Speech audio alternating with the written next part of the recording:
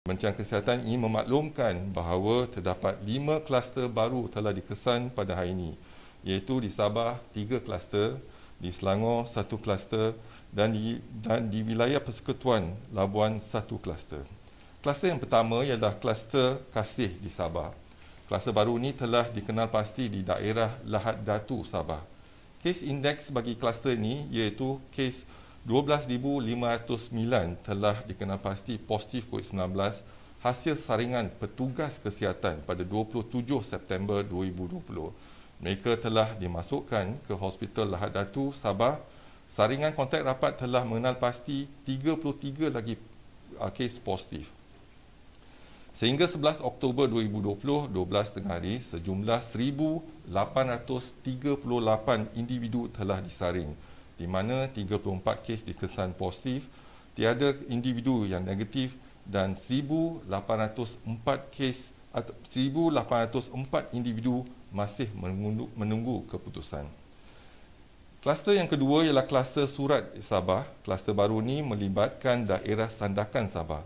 Kes indeks bagi kluster ini iaitu 15,097 telah dikenal pasti positif COVID-19 hasil saringan individu bergejala dan telah dimasukkan ke Hospital Lahad Datu, Sabah. Saringan kontak rapat telah mengesan 24 lagi kes positif COVID-19. Sehingga 11 Oktober 2020, jam 12 tengah hari, sejumlah 74 individu telah pun disaring, di mana 25 individu dikesan positif COVID-19 dan tiada individu negatif, 49 individu masih menunggu keputusan. Kluster yang ketiga ialah kluster Khazanah, Sabah. Kluster baru ini melibatkan daerah Lahad Datu di negeri Sabah. Kes indeks bagi kluster ini iaitu kes 14,842 telah dikenal pasti positif COVID-19 hasil saringan kontak rapat pada 9 Oktober 2020 dan telah dimasukkan ke Hospital Lahad Datu, Sabah. Saringan kontak rapat telah mengesan 13 lagi kes positif COVID-19.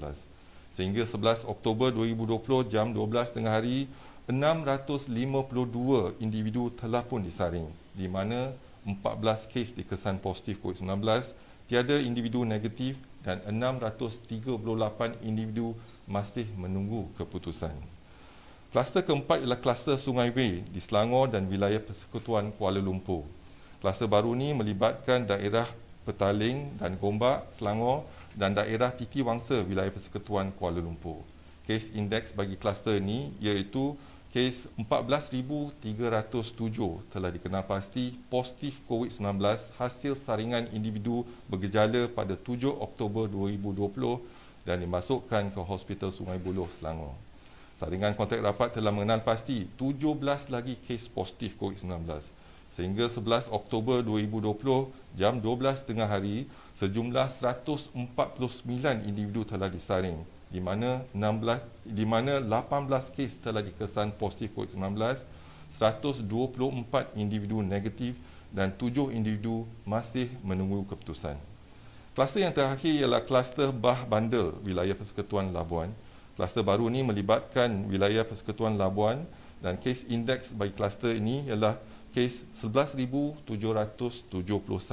telah dikenal pasti positif COVID-19 hasil saringan pulang dari kawasan berisiko tinggi iaitu di Sabah pada 2 Oktober 2020 dan dimasukkan ke Hospital Labuan, wilayah Persekutuan Labuan. Saringan kontak rapat telah mengenal pasti 2 lagi kes positif COVID-19. Sehingga 11 Oktober 2020, jam 12 tengah hari, sejumlah 430 individu telah disaring, di mana 3 kes dikesan positif COVID-19, 131 individu adalah negatif dan 296 individu masih menunggu keputusan.